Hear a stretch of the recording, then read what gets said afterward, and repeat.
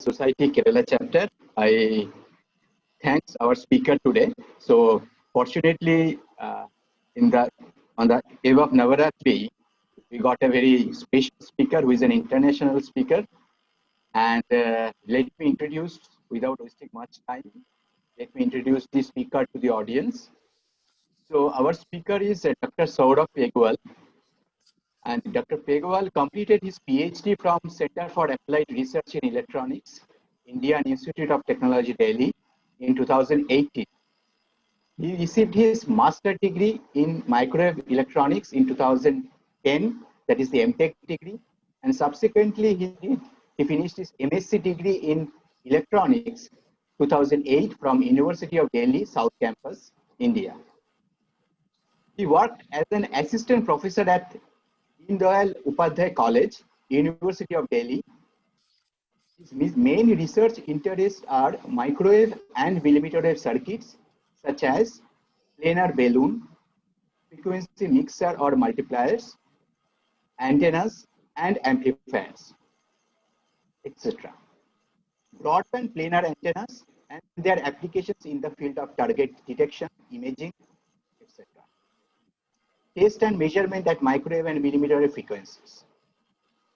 He has played an active role in running IEEE MTTA student chapter at CARE IIT Delhi, and also worked as a volunteer for IMAC 2013, 2016, APMC 2016, respectively. Currently, he is about to join Stellenbosch University, South Africa, as a postdoctoral research fellow under the National Research Foundation, that is NRF scholarship. So we thank you, Dr. Pegwal, and now the stage is yours. So please go ahead with your talk, and I believe our participants will be benefited technically from your talk. Thank you so much. Very thank you, and good evening to everyone, and special thank you to Sukomal sir who have given this opportunity to me to showcase my work in this ongoing lecture series with APS Society Kerala chapter. So today's presentation is about planar balloon and its application at active circuits and antennas. This work is carried out at Center for Applied Research in Electronics CARE at IIT Delhi under the supervision of Professor S.K. Kaul and Dr. Mahesh Abegonkar. So contents of today's presentation are introduction, where I'll be presenting how, what, why balloons are used and what are their advantages, disadvantages, and what are the characterization of a balloon, and so on. And after that, I'll be presenting the balloon design that we have developed and its characterization and its performance. And in the next part, I'll be showcasing a few of the application based on balloon, which are primarily frequency multipliers, balance mixers, broadband antenna, push-pull amplifiers. And at the end, it is conclusion and open for discussion. So this presentation is basically divided into two parts. First one is the introduction with the balloon and the proposed design. And the second part is the application part based on that design only. So before going further, let's keep this slide in mind. This is a basic transmitter receiver section, a block diagram. You can think of any wireless system, be it a Bluetooth connection, Wi-Fi connection, or a mobile connection. This is the basic block diagram for any wireless connection. You must have a transmitter and a receiver in a wireless connection. So here are the basic block diagram of a transmitter system and a receiver system.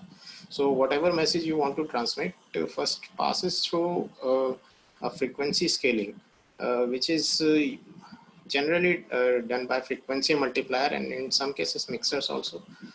This signal is then filtered out to pass through a PA section, which boosts up the signal so that it can transmit using the air channel via antenna. So this transmitted signal is then received by the receiver antennas, which is then amplified with LNA, low noise amplifier section, and then it is transmitted through filter section to filter out the desired signal frequency, which is then down converted with the mixer section at the receiver end. And again, this signal, down converted signal is passed through filter section and processed to get the message back. So this is a generalized block diagram. These are the basic blocks of any wireless communication system. Be it anything, be it Bluetooth, Wi-Fi, or any wireless connection you can think of. So keeping in that mind, let's come to our topic, which is balloon. Balloon is basically, as a word, is a concatenation of first three letters of balanced and first two letters of unbalanced, and hence the word balloon. Bal from balanced and un from unbalanced. So a balloon is basically a transformer which converts balanced transmission line to unbalanced one, or the vice versa. So this is simplest sort of definition for a balloon. A transformer which converts balance to unbalance, or unbalance to balance. It's a two-way circuit. So either way. But electrically speaking, what are balanced lines?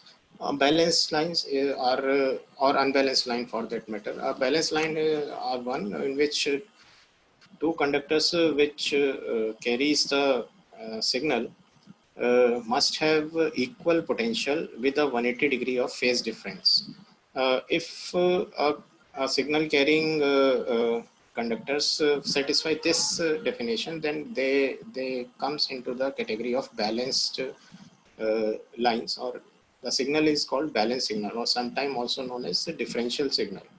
While the rest of the cases are all unbalanced signals or unbalanced line. Now, the main difference at microwave frequency, specifically speaking, the main difference is in the physical appearance. At microwave frequency, as you all know, physicality of the circuits can tell you a lot about that circuit performance, or its frequency of operation, or some sort of information you can get with the physicality of the circuit at microwave frequencies. So at microwave frequency, the best way to judge a balanced or unbalanced line is that the two conductors that carries the signal are identical for a balanced line. They look similar, they behave similar, and they are similar. They one can be replaced by the other. And if that is not the case, then those type of lines or systems are unbalanced. So that's how you can judge a balanced or an unbalanced line. And whenever we have to use to convert a signal from balanced to unbalanced, we require a transformer which is balloon. So these are a few examples of balanced line and unbalanced line. As you can see in the left side column, balanced lines are twin led. I'm not sure how many of you have seen this, but this is used to be a old antenna feeding line we used to have in our home when in the 90s we have black and white or color TVs. These are the connecting lines from antenna to the TV box. So at planar topology, coplanar strip lines are there, slot lines are there, and suspended strip lines are there. These are all balanced line. And if you remember the definition, the two conductors look similar in each of these cases. So that's how you can identify a balanced line just by looking at them. And then the category of unbalanced line, like coaxial line, microstrip line, CPW line. So in all these lines, if you see, two conductors are not physically same. They are different physically. and hence their current distribution changes, and that's how signal get unbalanced. We'll discuss this later in the slides also. So, but one thing that you can easily interpret from these two sections are that most of the circuits you must have encountered are in unbalanced format only. So, first of all, if most of the circuits are in unbalanced only, then why do we need a balanced circuit? And if yes, we need a balanced circuit, then how to implement it? That is the question arises. So again, balance components are balance mixer, balance amplifiers, antennas with balance feed, or unbalanced components are again filters, amplifiers, modulators, antennas. So every component which are in unbalanced format can also be in balanced format. But the main question arises, why do we need a balanced component or balanced line? So the basic advantages that balanced line uh, uh, provides are they reduces the noise. And the other thing is they higher order harmonics are also reduced using a balance configuration. They also improve in dynamic range of the circuits, and also enhances in terms of power added efficiency in amplifier systems. So all these advantages we have using a balance component. And yes, first two advantages are the main enhancement, and the second last two are the byproduct of the first two. So since we got these advantages using balance, hence we use balance component where we require to reduce the noise, or we want to reduce the higher order harmonics. At those places we use balance component. And since all other circuit is in unbalanced format, so we require a balloon to convert that balanced format to unbalanced format to balanced format, so that we can use the advantages shown here. Now let us see how these basically these two advantages comes into the picture, or how these two advantages actually happens. Consider a case of a two-wire line, twin lead line. This one, this is a two-wire line, a balanced line. So let us see a balanced line, a twisted pair type. Uh, Both the conductors carry a one signal. One is positive and other is negative. So this is how signal look like on the two conductors, equal in amplitude, but 180-degree phase apart at any point of time. So when there is no noise, the received voltage we get at any point on the line is a positive signal minus negative signal. Basic potential difference is 4 volt. Now let's suppose this wire is 20 lead wire is subjected to a noisy environment, and a 1 volt spike, 1 volt noise spike appears on one of the conductor. Since both the conductors are identical and under the same noisy conditions, so noise will not differentiate between the conductors, and the same noise will generate on the other conductor also.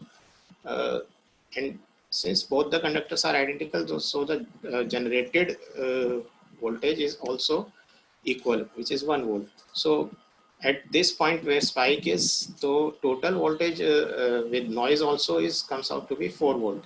So this type of two-wire line arrangement is immune to any type of this voltage generated on the noisy environment. So see how useful it can be. Even if in a noisy environment, the signal we get is equal as in without noise. Plus, one of the tricks here is that these two wires are twisted around each other, so that each of them experience same amount of any environmental noise, and hence the number remains the same. So that's how we reduce noise in a balanced line as opposed to an unbalanced line. Now, how it helps in reducing the harmonics are, this is a spectrum of a mixer. We'll discuss this later in the presentation also, but this is the general idea. So this first graph is the spectrum of a unbalanced mixer, a simple unbalanced mixer. Mixer is mixing of two frequencies. So when two frequency mixes, these many frequencies are generated. This first graph. Now this is an unbalanced diode mixer. Now if we implement same diode mixer in a ideal single balanced configuration. So compare this spectrum to this spectrum. You can clearly see that most of the harmonics are not present in the single balanced mixer. So single balanced mixers will have a less number of harmonics as compared to non-unbalanced mixer, and there is no RF feed through also. We'll discuss this later also, just to give an pictorial idea of how the spectrum looks when it is single balance, and when we come to a double balance, it is even more reduced. We get only IF and its harmonics. So a mixer is basically mixing of two frequencies, and the output should have IF in it. So in this ideal double balance mixer spectrum, we see that there are less or no harmonics other than harmonics of IF. So that's how we reduce harmonics in the circuit using a balanced configuration as opposed to an unbalanced one. Now, since we concluded that it gives us some advantages to use a balanced configuration, so how do we achieve this balloon operation at microwave frequencies? So there are two possible ways to achieve this balloon operation, that is from balanced to unbalanced or vice versa. One is transition based balloon. Transition means as I've shown, there are two types of systems, a balance line system. So if I can make a transition from, let's say, coplanar strip line to microstrip line, so that transition work as a balloon. Okay. Or let's say if I can make a CPW to slot line or slot line to microstrip line, that transition in itself works as a balloon, because we are converting a balanced line to an unbalanced line. So one way to go about designing a balloon is, achieving a balloon operation is designing a transition from a balanced to unbalanced line. And the second way is to achieve a balanced operation in an unbalanced format only. What is a balanced operation? As I already told that electrically speaking, the output will have two signals which are equal in amplitude and 180-degree phase apart. So if we can achieve that signal in unbalanced format only, then those two outputs will be constitute as a balanced output or balanced format.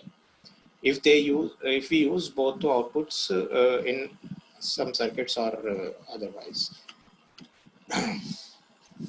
So keeping that in mind, there are few types of balloon we can classify into a wire wound transformer. That is the bulky one, that general approach we used to have when we design a rectifier circuit. If you remember, two coils are mutually coupled, and then the output signal is plus minus and plus minus sort of thing, a differential signal we get. So those are wire wound transformer. Then we can implement balloon in coaxial also. As I said, this second point, we can achieve a balanced format in an unbalanced line also. So this coaxial balloon is that example only. Since coaxial is an unbalanced line, but we can achieve a balloon operation in an unbalanced format also. So the two outputs we get in a coaxial are the two equal and 180-degree phase apart outputs. So hence that's how we get balloon operation in coaxial, which is unbalanced by itself. But we can get balloon operation in coaxial format also. Then comes the planar balloon. Planar balloon are the basic microstrip line, coplanar, CPW lines, all planar circuits supports this planar balloon. And fourth category that can be divided into, which is active balloons.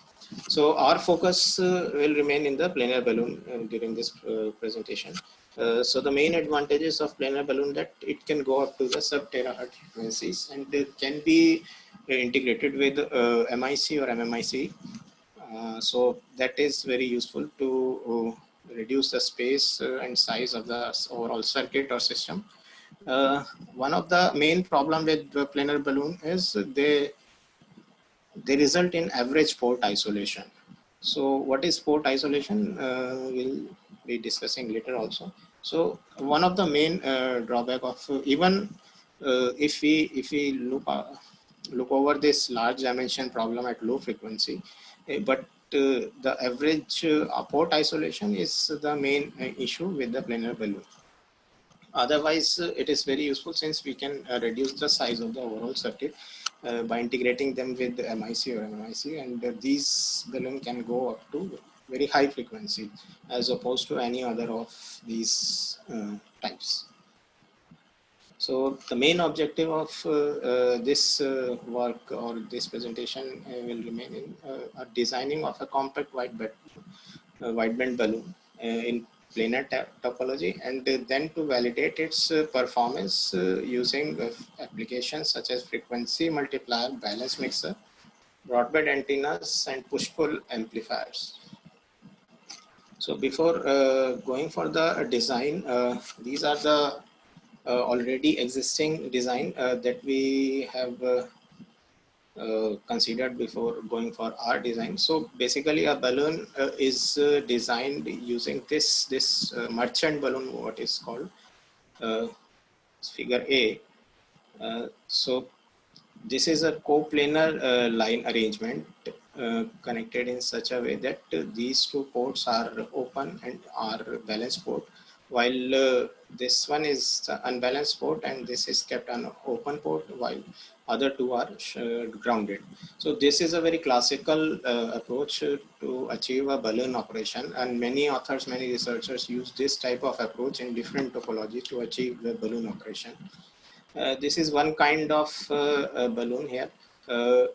This is the top view, and this is a cross-sectional view. So this is three-layer structure: a top layer, a middle layer, and a bottom layer. Top layer and bottom layer are microstrip lines, and the middle layer where it is slot is cutted. So you can imagine two microstrip lines connected back to back, and they share a common ground, which is the middle layer.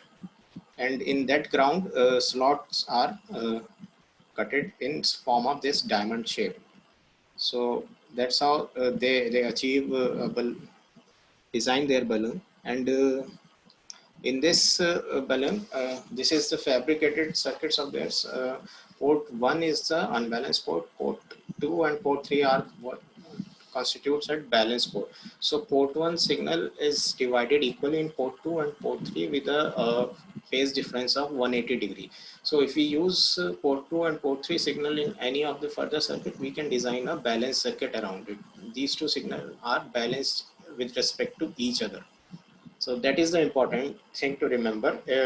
Whenever we design a balanced to unbalanced transformation in an unbalanced format, so the two signals that we get individually, they are unbalanced, but if they are used with respect to each other, they are balanced. Okay, so that's how this design works. Its performance is around 1.2 to 3 gigahertz with a insertion loss of around minus 3 dB and phase response, phase imbalance of basically plus minus 8 degree. Now this design works from 1 to 3 gigahertz. So there is one more design, one more approach to achieve this balloon operation. So basically what we require is we require to split the signal in two equal parts and also invert their phases with respect to each other. That's how we achieve a balloon operation in a balanced operation in an unbalanced format. So this design input line, this is again a microstrip line. Microstrip line is an unbalanced line. So this line is then uh, divided using a power divider signal, and two signals are separated which are equal in amplitude. So the only thing that requires now is to invert their phases with respect to each other, and which is achieved by this series of wire holes in either side of this power divider. This is converting microstrip line to a CPS line, and then again CPS to microstrip line. Same here, but in different configuration, so as to achieve a phase inversion of 180 degree with respect to these two outputs. Now this design works at a high frequency, yes, 26 to 40 gigahertz with a very good performance. And again, phase imbalance and amplitude imbalance. So let me just define you phase imbalance and magnitude imbalance. So the phase imbalance is the imbalance of phase, like these two are output balance line, this one and this one. This two constitutes balance line, and this is the unbalanced port. So unbalanced port signal is converted into two signals which are balanced with respect to each other. So their phase must be 180 degree apart with respect to each other. So whatever the difference is there from 180 degree, whatever the deviation from 180 degree is there, will be called the phase imbalance, and their amplitude should be equal also. So whatever the deviation of equal amplitude is there will be the amplitude imbalance.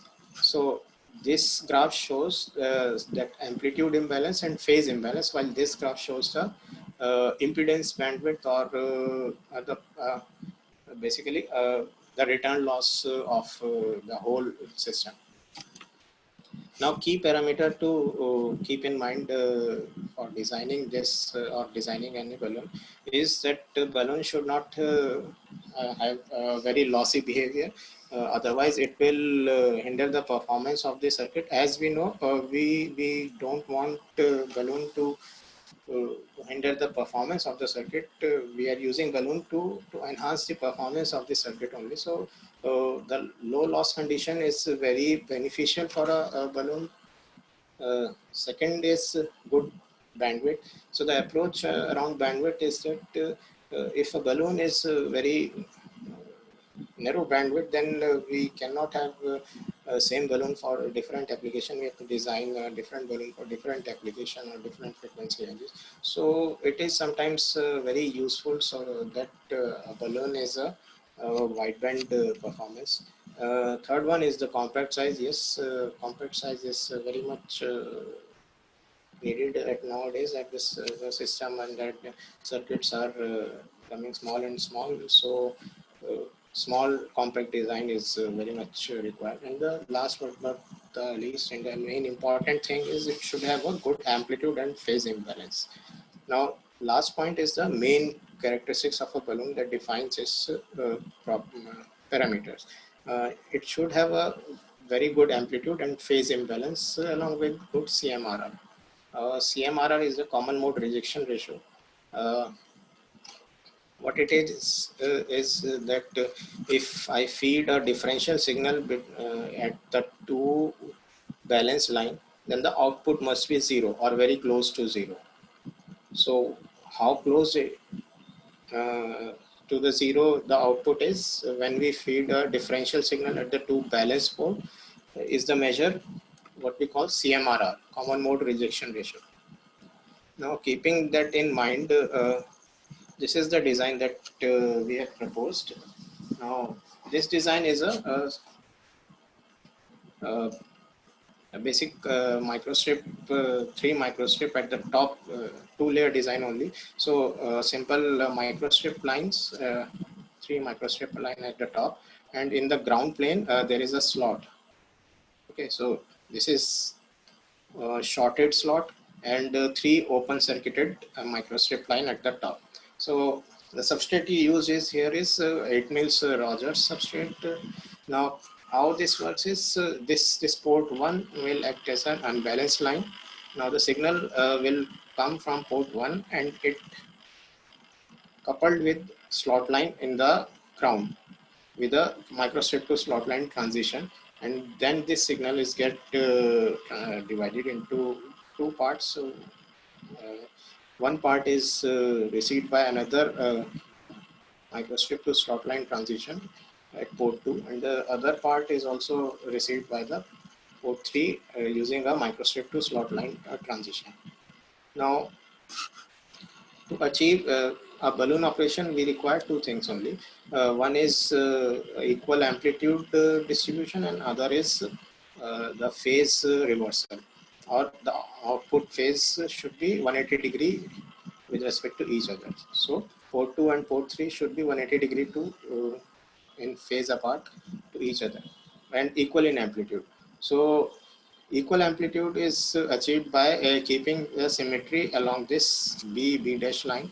It means that this slot and the transitions are similar along, if you see along the B dash line, B dash cut phase.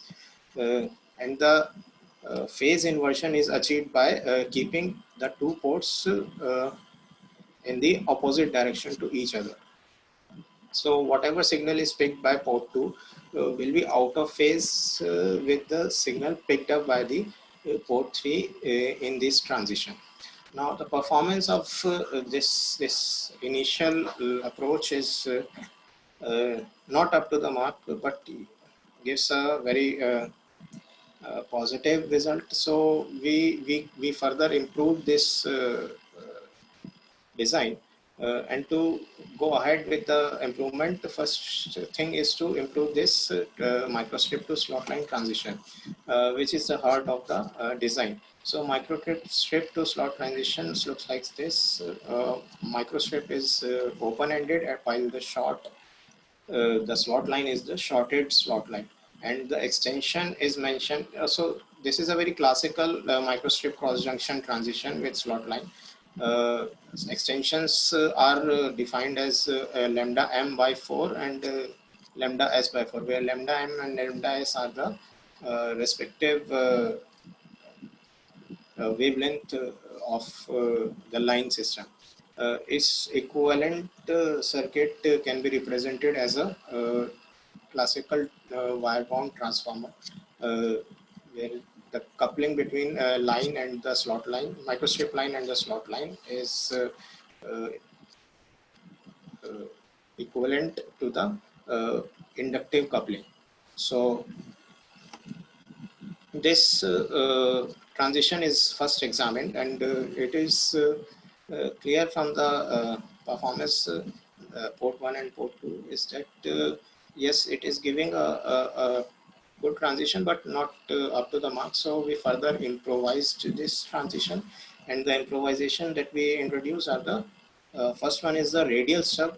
Radial stub means the extension of this line is simple lambda by 4, which is converted into a radial stub, and same goes with the slot line.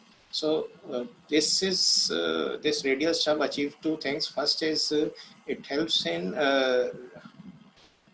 matching for a broadband condition, while helps in reducing the radiation of the slot. As we all know, if we excite a slot, it bound to have radiation. So to reduce those radiation, this radial stubs are generally used.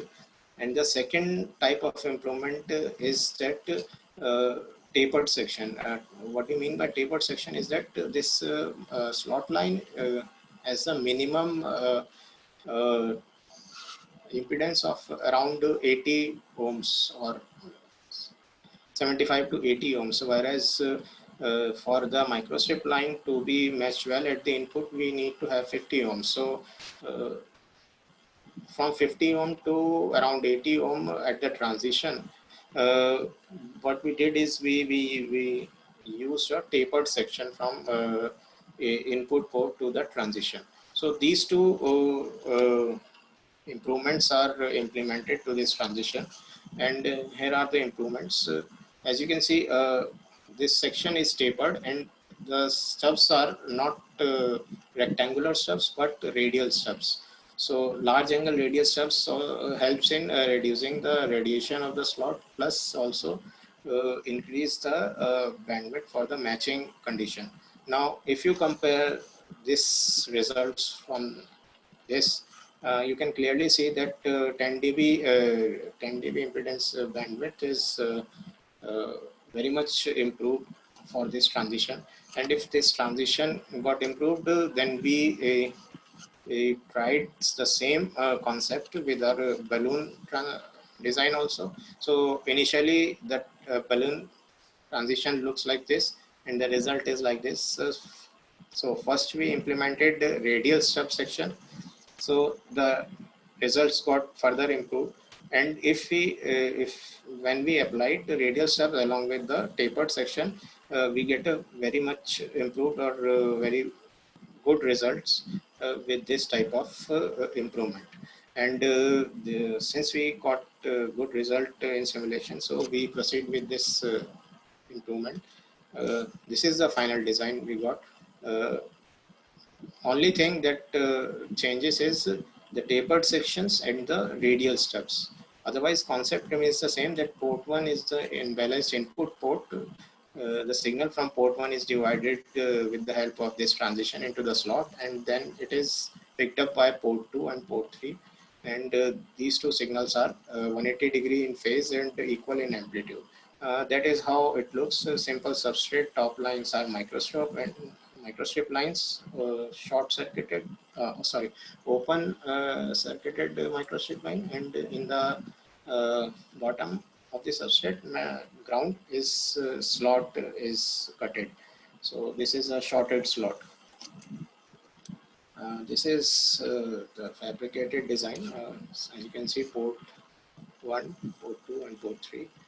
This is Rogers substrate, and you can see the shadows are from the back side. This is the slot.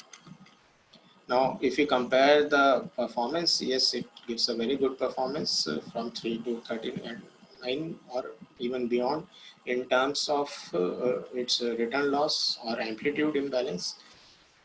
The only thing that restricts its performance in terms of frequency is the phase imbalance. The problem with the phase is that as the frequency increases, the material that we are using for designing our circuits becomes more and more dispersive. So phase is the main criteria that restrict the performance of this circuit. As we use Rogers 4003 substrate, so it can work up to 40, but not beyond that. So we restricted it even before that 36 gigahertz, because after that phase is changing very rapidly. So that is undesirable. The phase imbalance should be, if we are talking about this much of wideband, then it should be between plus minus 10 degree only. So the restriction on our design is because of the substrate's phase response. As it good, very good performance till 36 gigahertz and not beyond. So we restricted our design to that only. As we can see, very less variation in the group delay in this band of operation 3 to 36 gigahertz. And if you compare the CMRR, it is very good and below minus 20 degree for over the whole range of 3 to 36 gigahertz. This is how the equivalent circuits can be designed to implement that balloon. As I've already shown that a microstrip to slot line transition can be equivalent to a mutually coupled inductor. So first port is converted into first transition to slot line and divided into two sections equally, and each section is then again picked up by a transition, which is again a mutually coupled inductive transition, and port 2 2 and port 3 output are. That's how we can realize the equivalent circuit for that design. So the key parameters of this design is that a very wideband balloon operation we achieved with this design, which exploits the performance of a wideband transition, microstrip to slot line cross junction transition. It is a very well documented transition we used. So key performance are this balloon is 33 gigahertz and only limited by the performance of the first is the quality of the fabrication and the substrate that we are using, and amplitude imbalance is plus minus 1 dB during the whole bandwidth, and also phase imbalance is within 10 degree plus minus, and CMRR is very less, uh, below 20 dB for whole bandwidth. Now the only restriction for this design is the fabrication facility and the substrate that we are using. So this design is then further developed at Synergy Microwave USA using a far more superior substrates like alumina and superior fabrication techniques, LTCC. So if you see this design, this is less than 1 centimeter by 0.5 centimeter, and the performance of the same design is up till around 90 gigahertz. So as you can clearly see that the design is robust for every frequency, but the only restriction that imposes is the fabrication technique and the material that we are using. So materials or fabrication technique should support that frequency in which we are designing this balloon. That's the only restriction. Now, after designing this balloon, we went ahead and validated its performance by designing application around it. So, two of the application are frequency translators, then broadband antennas, and push-pull amplifiers. So, first one is frequency multiplier. So, the concept of generating high frequency from a low frequency signal is what we call as a frequency multiplication, and it is the most important way to generate a very low phase noise, and also maintaining the signal integrity. Now, one of the main one of the main advantages of frequency multiplication is that whenever we want to generate a very high frequency, it can only be possible by a frequency multiplier. So also it is very much uh,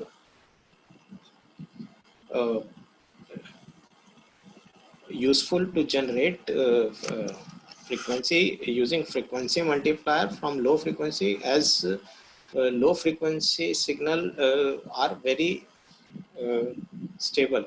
We can generate very stable signal at low frequency as compared to the higher frequency. So if we can generate a very stable signal at low frequency, then we can always use a frequency multiplier to generate the higher frequency. Now, how this frequency multiplication is done is, this is the basic block diagram.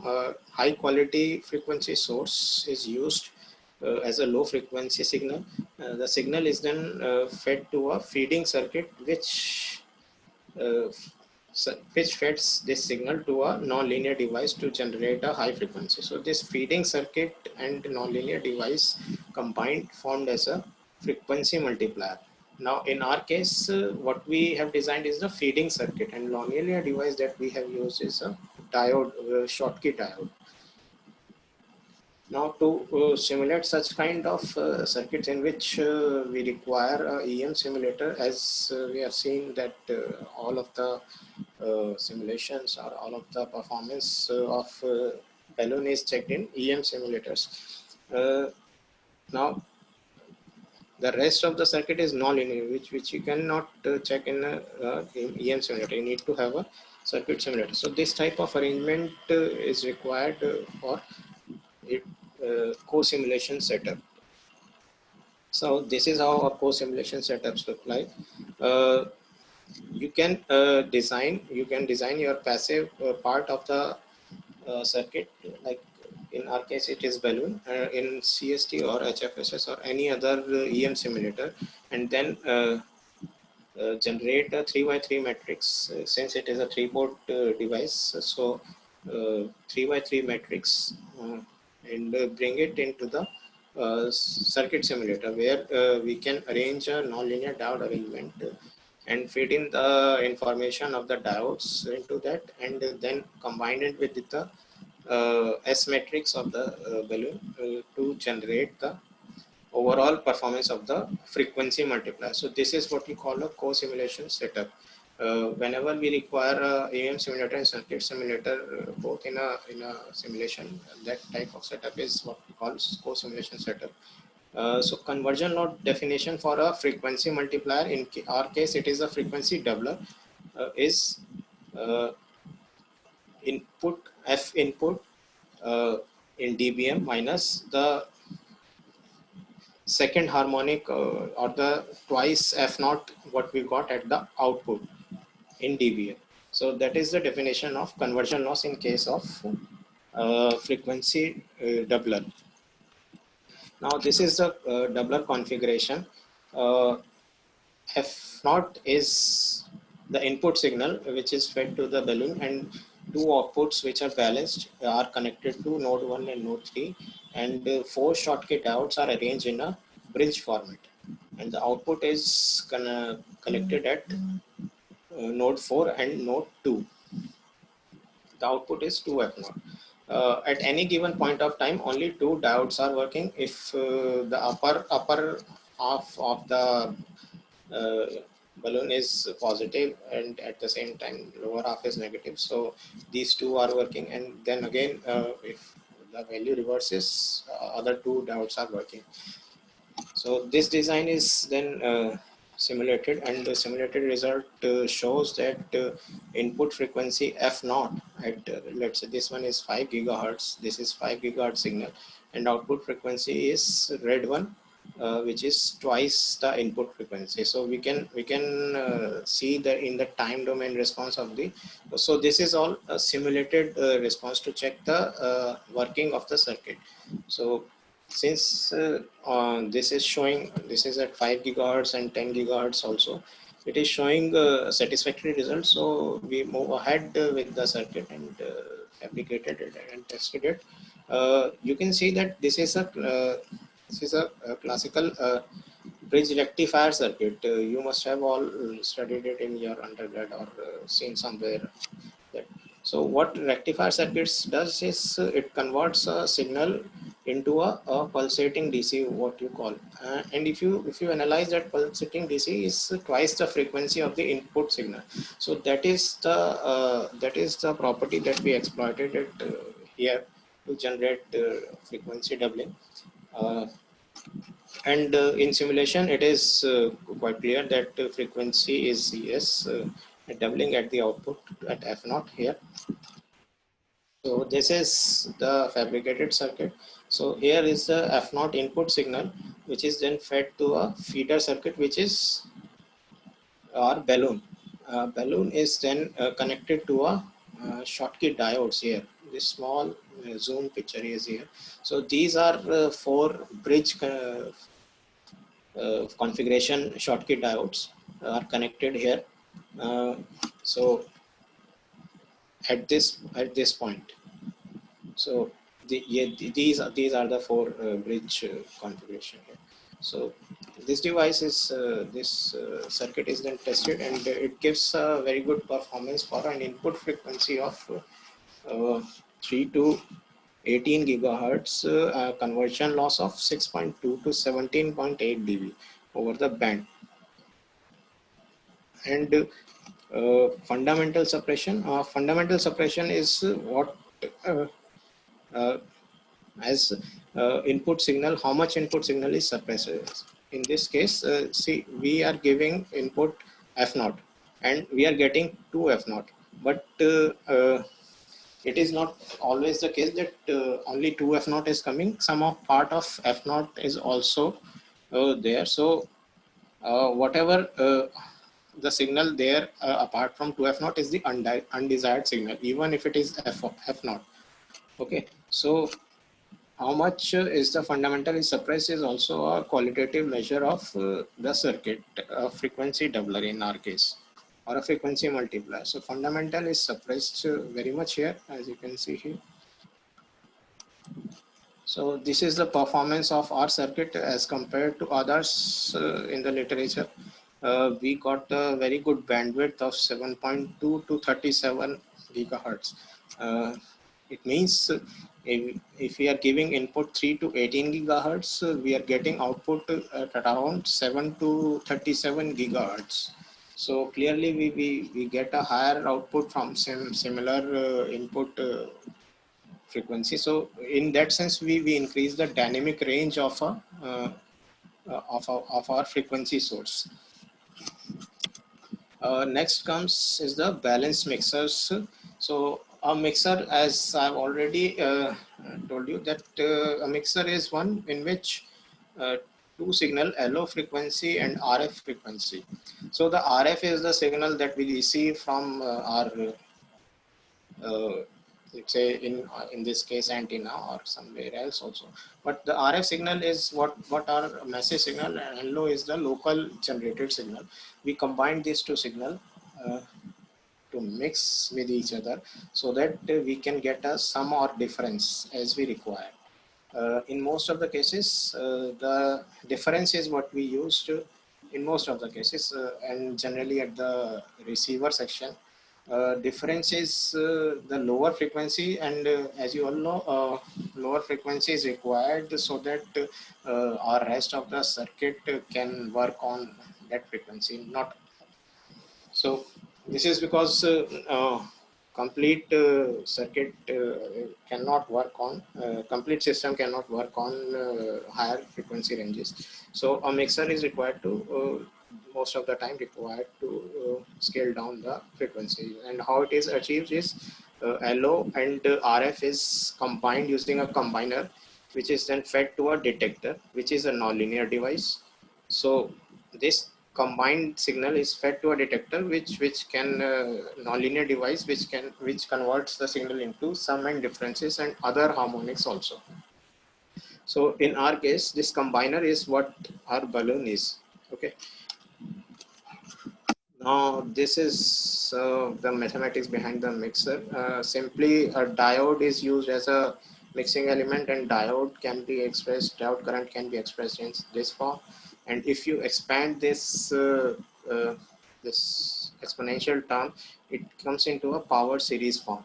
Now if my voltage is the combination of RF and LO, and RF and LO are two sinusoidal signals with the different LO frequency and RF frequency. So V will be VRF plus VLO, and V square will be VRF plus VLO square, and so on. So if we expand this expression, we get these many of components, and if you observe that only this component is what we require. So in an unbalanced format or a simple diode mixer, this is all what we get: a power series expansion, simply different frequencies. So we get RF frequencies, LO frequencies, RF minus LO, RF plus LO, then twice of LO, twice of RF, and their intermodes. So what we require is basically RF minus LO and RF plus LO, but we get a whole lot of harmonics and intermodes also. So in an unbalanced format, as I already shown you a picture, that spectrum is very populated with different frequencies. Now in single balance mixer, this is the topology, this is the circuit configuration we use. We use the diode ring configuration, and the LO is fed using a balloon, and RF is fed as an unbalanced. So difference between a unbalanced mixer which gives this much of output to a single balanced mixer is that one of the input is balanced. So that is why it is called single balance, and the other input is unbalanced and output is also unbalanced. So it's a 3-port device, LO, RF and IF.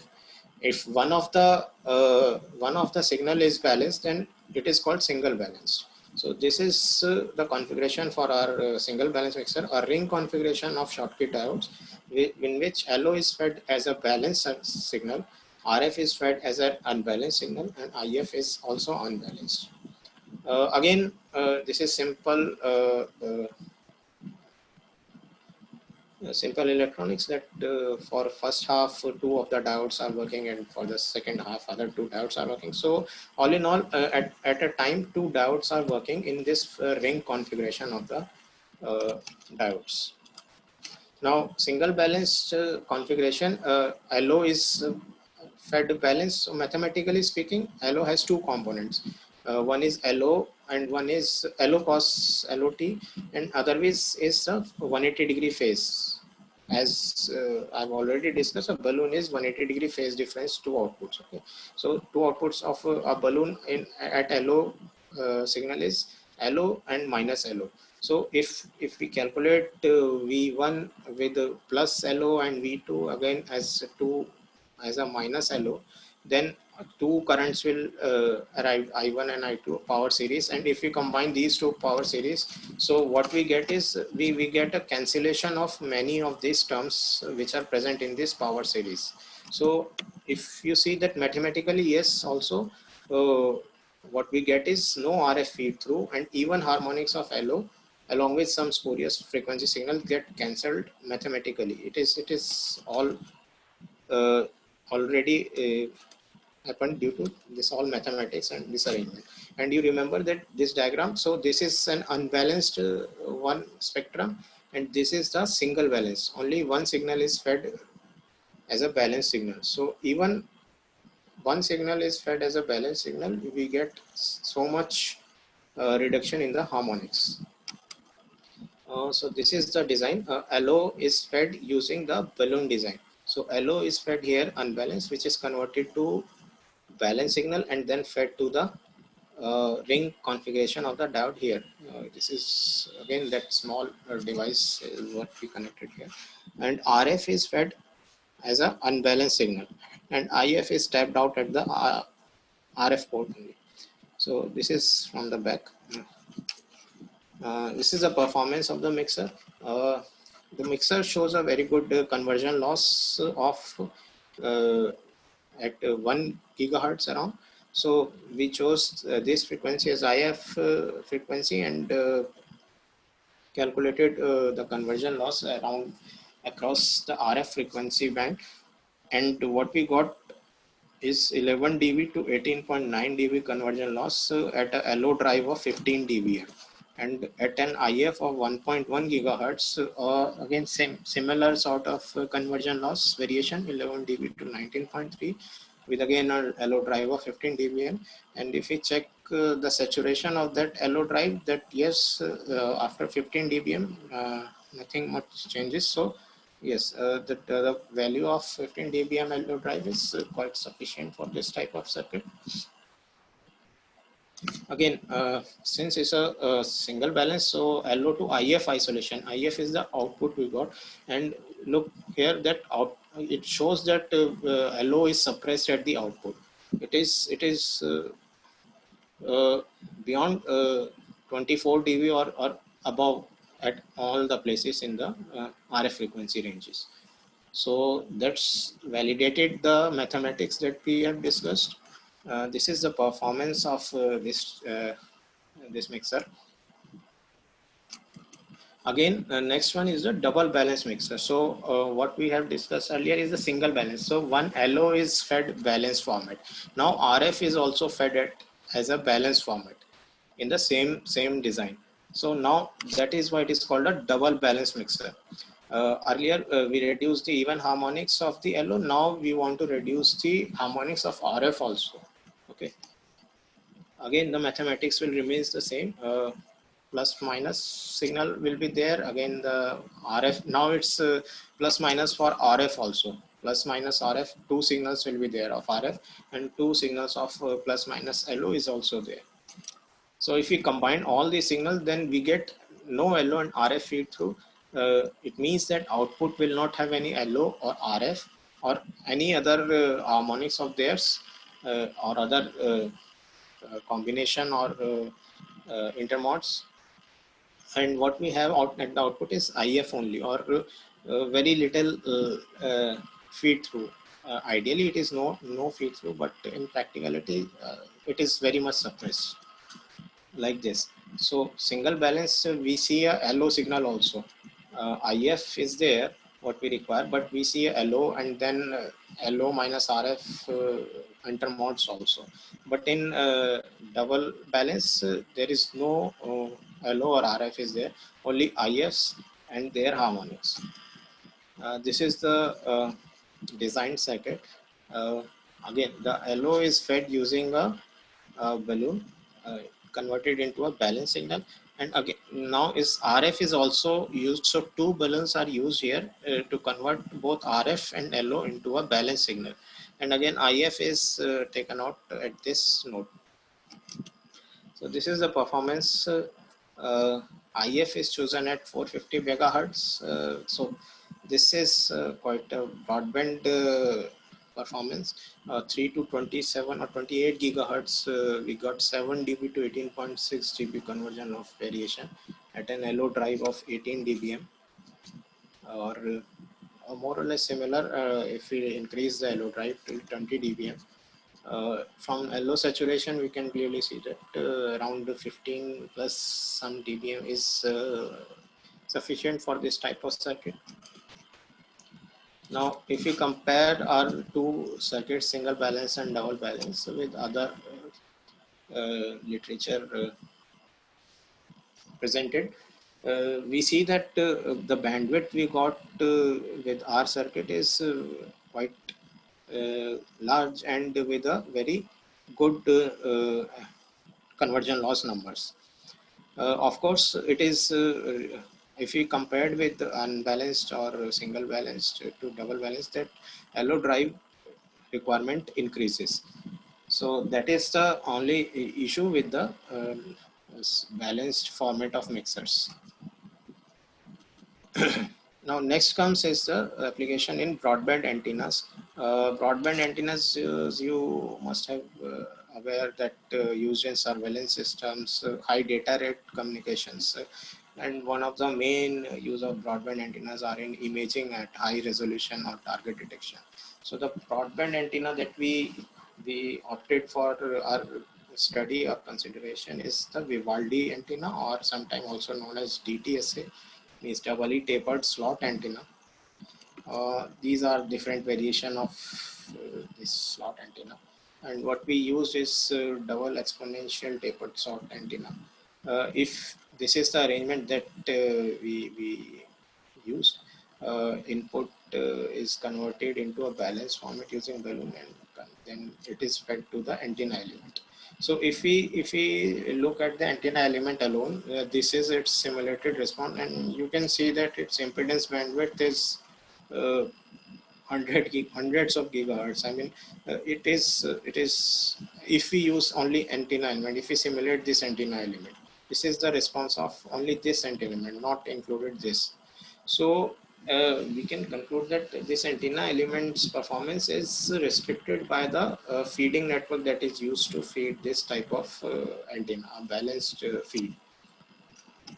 So what how this is our design is look like.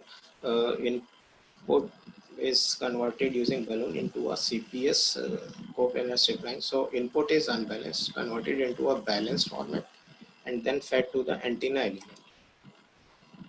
As you can see, it is giving a very good impedance bandwidth of 4 to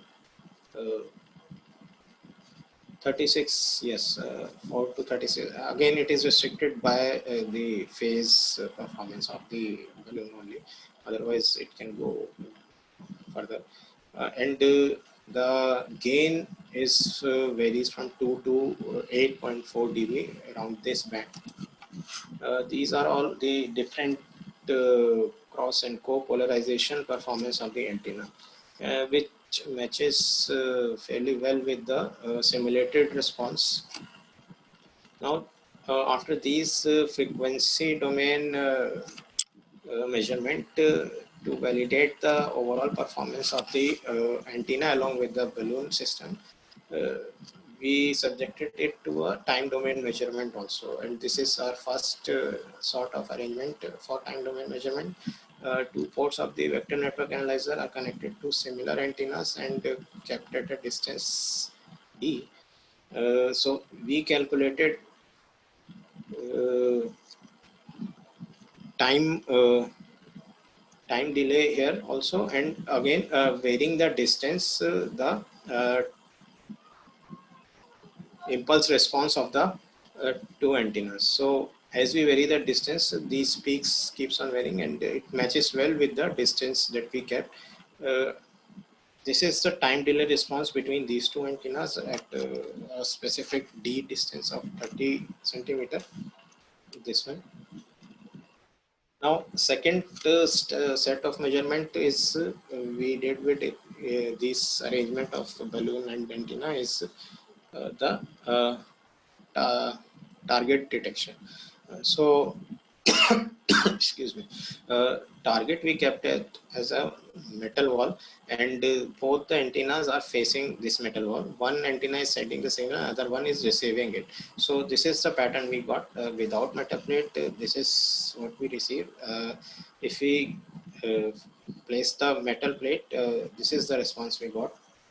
And just to clear out the noises, these two signals are subtracted, and this is the response of the metal plate only. Now we know this distance dm, and we also calculated this distance through the measurement also. So this is the expression to calculate the distance. TP is the time calculated from this reading. So this peak is what we noted as 3.36 nanosecond, and TA is the delay of the antenna element, which is noted from this this graph. So these two values are put into this expression, and the dm value is calculated. So 30.54 centimeter is what we calculated using the measurement, and 30 centimeter is what we actually kept. So it is fairly close to what we actually have this separation. So we kept it at this metal wall as a 30 centimeter, and even after the measurements and calculation, we got 30.54 centimeter. So it is fairly matches with the actual performance.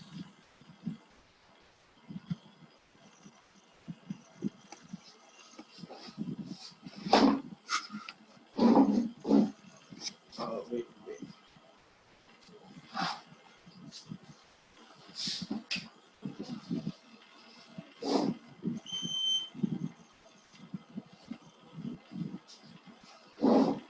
So this matches with the our measured result. So this validates the performance of balloon as a feeding network to the broadband antenna. So what we achieved here is a very wideband antenna, balloon as a feeding network of 4 to 36 gigahertz, and all the performance are quite well matched when we did the time domain measurement also and target detection technique. Next and the last is push-pull amplifier. So a push-pull amplifier is basically a topology in which both the half of the input cycle is amplified with two identical amplifiers. So how this topology is like, input is fed to a balloon, and then two signals are generated from balloon which are balanced. First half of the balloon is amplified using one of the amplifier, and the other half of the signal is amplified with the other identical amplifier. Now the advantage of this type of arrangement is that we can always bias this amplifier into class B configuration to get the maximum efficiency. So this type of push-pull configuration can only be possible with the help of a balloon at microwave frequency. Again, the main concern here is the matching network that we designed. So the bandwidth of the overall performance of the circuit is only dependent on the matching circuits that we designed here. Now this design is implemented using two types of amplifiers. This one is a low power application, and it is a gas transistor. It works from C to Ku band. Again, this is the input is fed to the balloon, and this signal is then fed to two identical devices. All other circuitry are biasing networks and matching. So that is how its performance is for different biasing condition. In we got a gain of 8.8 dB and 9.1 dB at 7.9 gigahertz frequency. So basically we just validated that yes, we can use it for push-pull configuration also, and the performance bandwidth performance of this is totally dependent on now the matching network that we can develop for the push-pull configuration. Now, second type of push-pull configuration, same topology is used for high power device. This is a 6-watt HEMT device, GaN HEMT. So again, input signal is fed to a balloon, which is then fed to the input matching network, and then to two identical GaN device. And again, output matching network, and the output balloon is combined the output signals into one unbalanced signal. So this is the performance of this high power push-pull amplifier at different biasing conditions. Again, we designed it around 4.5 or 8 gigahertz, 4.5 to 5 gigahertz. So these are the drain efficiencies and output plots. So this is in nutshell the performance of the high power. The gain we got is 9.2 dB, 10.1 dB at different two biasing conditions, again at 4.75 gigahertz. Now the maximum output that we got is 38.16 dB with an input power of 31.4 dB at frequency 4.83, and maximum gain is around 10.6 dB, which is around same 4.7 gigahertz, and maximum drain efficiency of 39.5%. So that's how we concluded our work on balloon and its application. So in all, in conclusion, this balloon design can work up to 36 gigahertz in our scenario, but yes, it can go higher than this if we have good fabrication and quality fabrication facility and better suiting substrate. Now, based on this balloon, we designed frequency doublers. This doubler works from 3.6 to 18.5 gigahertz. Again, a very wideband characteristics. Then two configuration of ballast mixers, which are again very wideband, and a very broadband antenna using the balloon configuration. So, all in all, we what we have started is to enhance the performance of the circuits such as mixers, frequency multipliers.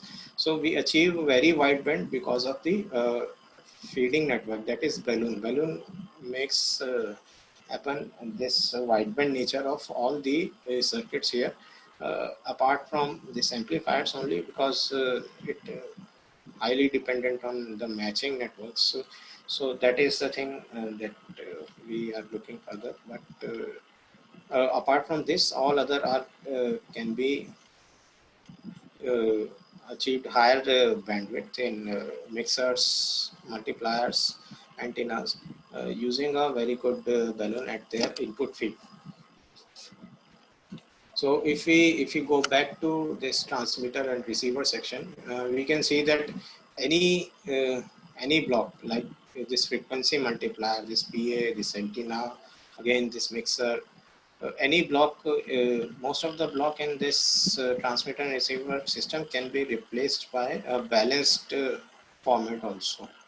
So and whenever you replace a block with a balanced format, you always require a balloon to transfer balanced format to unbalanced. So that is the importance of a balloon in a transmitter and receiver section.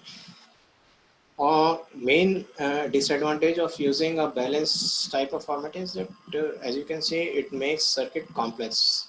But the advantages we get from designing this type of circuits are that we get a very good noise performance and a very less number of harmonics. And as we see that its dynamic ranges also increases the performance of the circuit, as in case of frequency multipliers. Same source can be used to double the frequency or beyond.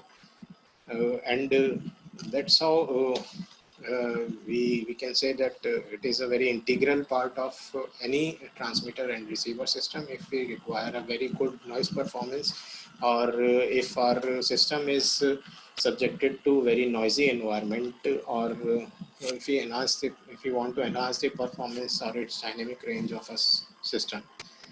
So that's conclude the overall picture of this balloon and its applications. These are the publications, references. Thank you. Questions and suggestions are most welcome.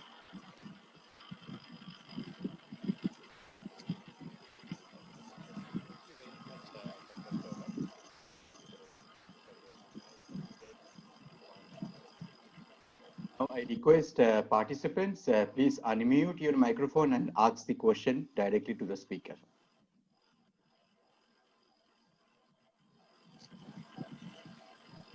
Sir, good evening, sir. Good evening. Sir, first of all, it's a very nice, informative talk. Sir, I Thank am you. new. Yeah, I am Abdul. I am new to this field. Okay. Yeah, sir. Yeah, actually, sir, what's the difference between the some directional coupler or power divider with the balloon circuit? Yeah, it's a very good question, first of all. And it's an obvious doubt. So there are two requirements for a circuit to call it as a balloon. One is the power division should be equal, and other is the phase difference between the two power divided output are 180 degree. So whenever these two conditions are matched, those two outputs are balanced with respect to each other. I am emphasizing on this term with respect to each other. Okay, so if you see a power divider in which you divides power equally, and the two outputs are 180 degree apart, then yes, those two outputs are balanced with respect to each other. If you use them individually, then you cannot say that each signal is balanced signal. Okay, like in the case I've shown you one literature review also, where the researcher has implemented a balloon operation using the same very concept that you are talking about, a power division. But the sense of a balloon is, the sense of a balanced signal is that you have to use both the two signals at the same time in any circuit. Okay. Yes, sir. Yes, sir. Have you got the Yes, sir. answer? Yes, sir. Yes, sir. Yes, Okay. sir. Yeah. Thank you, sir. I have few more doubts, sir. Sir, can you Sure. please tell? Yeah, can you please tell what's the fractional bandwidth of the broadband balloon?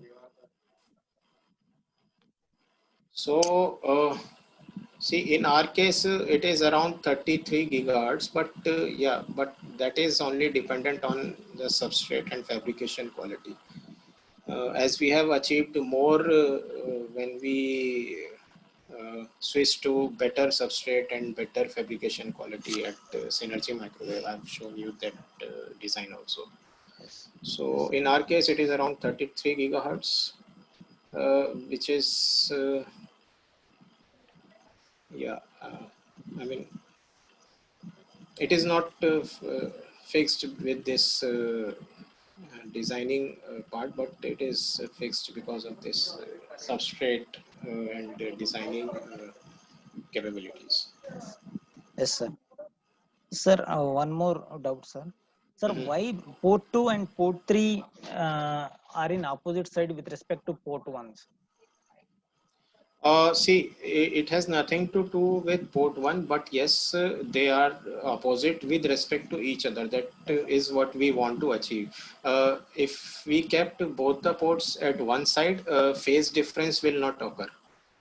Power division will be there, but phase difference will not occur.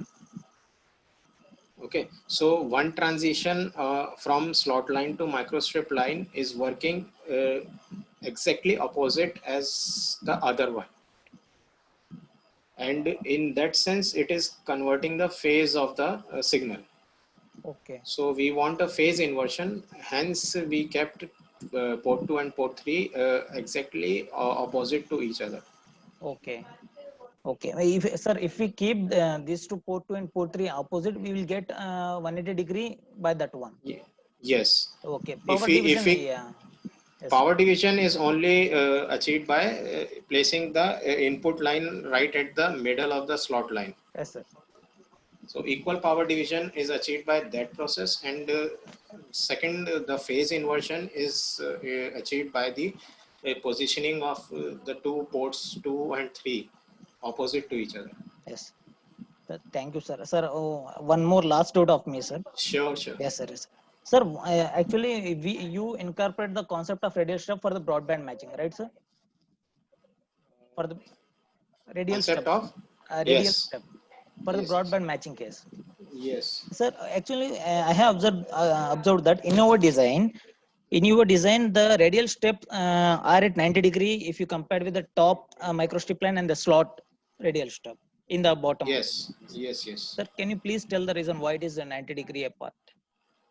See, the this is all a designing part, because if I twist the radial stub any further, they will overlap, and when they overlap, then the performance of the microstrip line will be compromised, because there will not be any ground below that part of the radial stub. Yeah. Yes, sir. Yes, sir. I got the answer, sir. Thank you. Very informative Okay. talks. Thank you.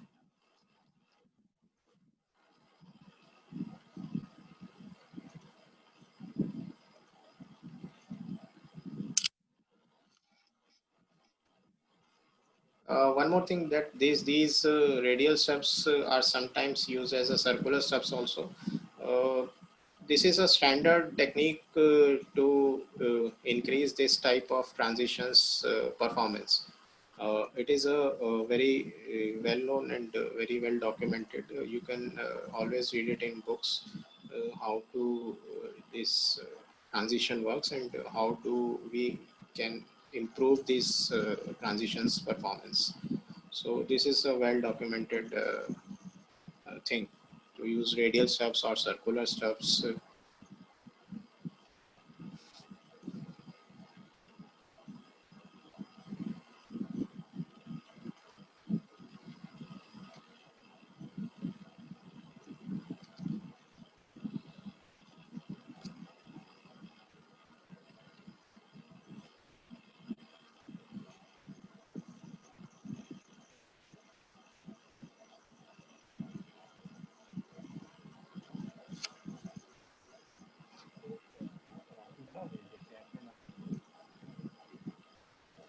Sukomal sir, I'm not able to hear you. Hello, Dr. Pagwal. Hello. Hello. You have addressed a very specific problem in very deeply, very extensive. And Thank you, sir. thank you for your nice presentation. And I would like to ask one small basic question. See, Yeah, sure. most of your this balloon, you are using one balanced circuit to sometimes on unbalanced circuit to balance, like a 3-port most of the cases.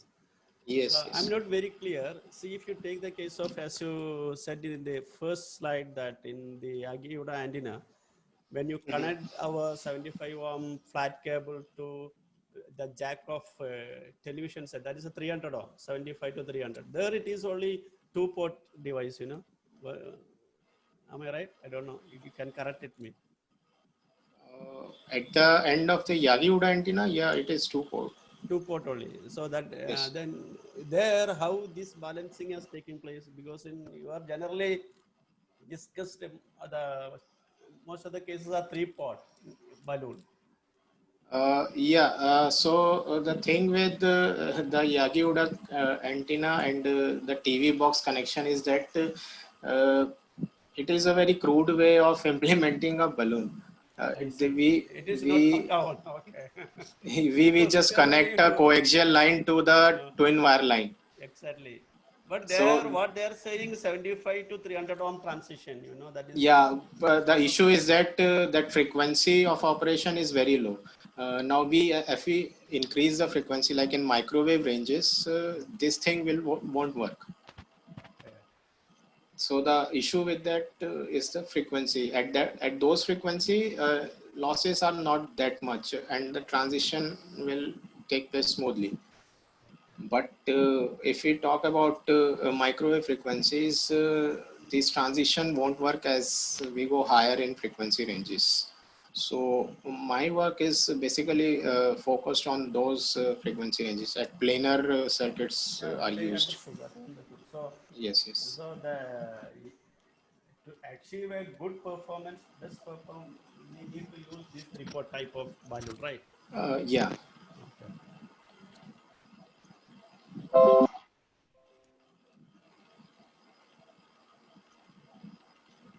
Okay, so Gamal, shall we wind up then? You see there? I think, hello? Hello. Yes. Hello. Sir, Professor Anandan also, sir, do you want to say something? No. It is a very nice presentation. He has touched upon all the Oh, different aspects. Because when exactly. we say balloon, You touched then, almost all areas. yeah, different Thank you, sir. practical applications where we use it. He has touched that all those things. So Thank you, it's sir. a very nice presentation. Yeah, that's all. Thank you. Okay, Dr. Pagwal. So, Gamal, shall we wind up then? It is almost 9.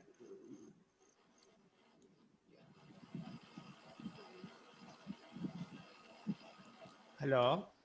Hello.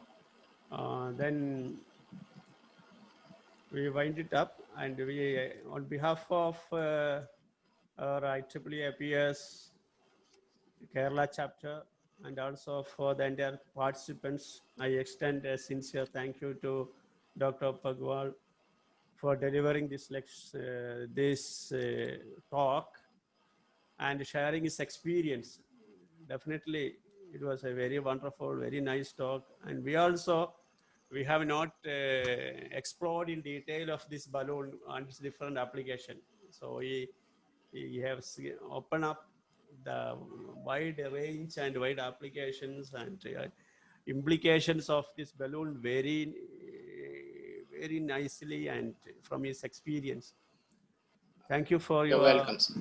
thank you for coming in this platform, our IEEE APS, and sharing with us your valuable time. Thank you. And Thank you, sir. I extend my thanks to our Vice Chair, Sugamal also, and for entire participants for joining this meet. And then thank you for all once again, and have a Most welcome. nice day Most and welcome. good night. Thank you all.